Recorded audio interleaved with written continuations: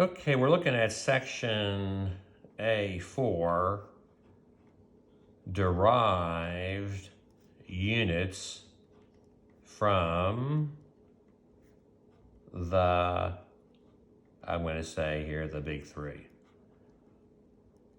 What are the big three? Well, the big three would be your length or distance.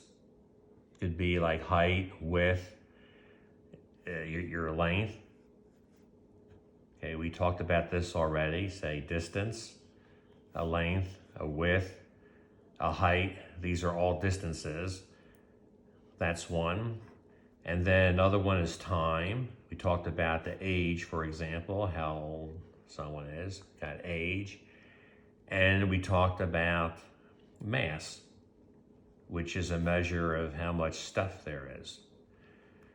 So with these three, you can pretty much derive everything in this first semester course. In calculus-based physics that we're teaching here, we have, well, 2 semesters. The first one focuses on mechanics, and the second one has a focus of electricity and magnetism. And if you're not doing electricity and magnetism, because we're doing mechanics, then these three can pretty much get you everything that we're going to be using in that class. If you do electricity and magnetism, then you needed something else, like for example, a charge or the current in electricity, electrical current. Let me show you how we can derive some of these. One, we already talked about the velocity. If you have the velocity, for example, the velocity is considering, let's say, I'm going to go 10 meters, say, in 2 seconds. All right, just to give a specific example, then that would be 5 meters per second. So meters per second, that's a unit that we have, it's a compound unit made from 2 of these, and that's a derived unit. It's a new physical quantity. The physical quantity now here is velocity, and the units are meters per second. And here's a formal way of saying what the units are. You put these brackets around like this V, and then say, well, I'm going to have a length, and I'm going to have a time.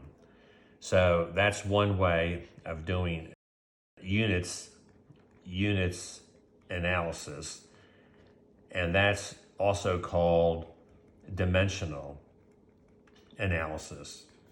Dimensional analysis, very, very important. In fact, it helps us do things, tells us like what to do where you won't even need a formula. For example, if you were going 5 meters per second and you went for 3 seconds, you would have 5 meters per second. And if you go for 3 seconds, you can see how the seconds cancel and you get 15 meters. And that's your distance. And yeah, I used this formula, distance is the velocity times time, but well, I didn't really use this formula. I just used the dimensions, common sense, and I figured that out without even using the formula. So that's very, very nice. That dimensional analysis in the back of your mind. Here, a little bit of philosophy. Here's an advanced book, and I bought this in college for $2.50. It's a book written originally in German by Hermann Weyl, and the title is Space, Time, and Matter, and it deals with Einstein's concepts of relativity, in which these are very important. The general theory of relativity needs to have concepts of space, time, and matter. So your space here would be your length, like your length times your width times your height. So 3 distances take care in 3-dimensional space, length, width, and height, like if you were in a room and you're making measurements. So space is really built on length, and then time here is the second one of the big 3, and then matter would be the amount of stuff you have. That would be like, you can say your kilograms. So that is very, very neat. So that these 3, space, time, and mass, or we could just say matter, gives us the title of this book that's very, very deep in physics. And let's go ahead and bring Einstein in here. There he is. Albert Einstein, an inspiration to many of us in science and physics and related areas.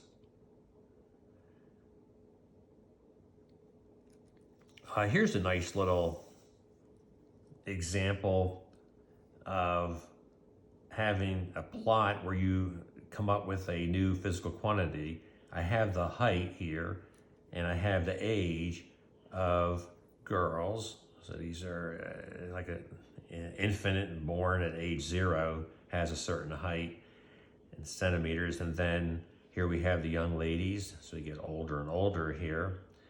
And this is the heights at the various ages. So if you look at a speed, a new physical quantity would be how much do you grow like each year. And that varies. You see it growing a lot here at the beginning, and then here not growing at all, like you reach your maximum height of 160 centimeters.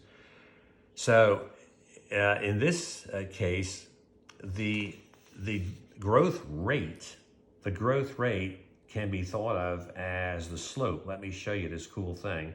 Say if we look at 7 years, all right, so this is 7 years, this point here, and we're looking at 120 centimeters is the value that goes with the 7 years old. And then if we go here, it looks like it's almost crossed that, where the crosshairs are, that is 140. So we have 140 centimeters, and that is at 10 years.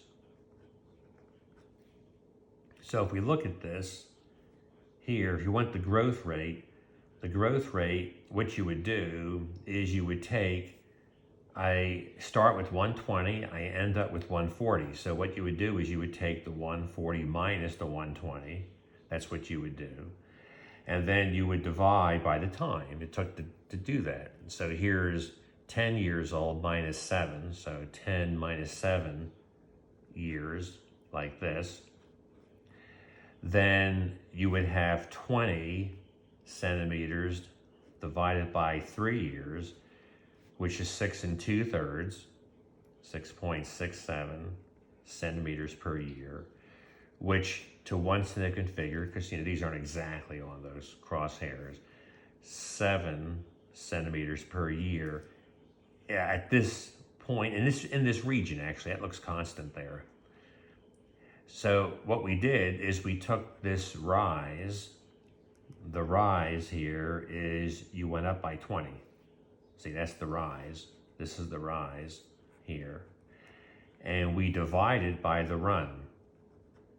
This is the run, see? Rise over run. That's the right angle there. So that's the run.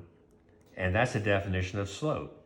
You compare how much you go up as you run out. Like, do we climb up? Do we go up a lot or not? So in other words, the slope is the rise over the run, and that gives the growth rate. And the rise here is in centimeters, and the run is in time, years. So when you divide, you get centimeters per year. That is cool, and that is growth rate. It's basically a velocity. It's just a slow velocity over the period of the year and more. And here you can see the slope is steeper here. So you're growing at a greater rate. And here, since it's flat, the rise is 0. You would say the growth rate is 0. Like we didn't go up any more. In other words, 160 minus 160, it's 0, and divide by 3 years or so. So that's very, very neat to see that, the derived quantity. And this is an idea of calculus. In differential calculus, you take a graph and then you make a new graph where you get the slope at each point. So we have the slope here, and what they do in calculus to get the slope at the point more accurately, they would make a smaller triangle and let this triangle be very, very tiny. Now here, the slope is constant here pretty much. But by making small triangles like this, then you would get a more accurate value locally. So a little bit of calculus here, concept of calculus. See you next time.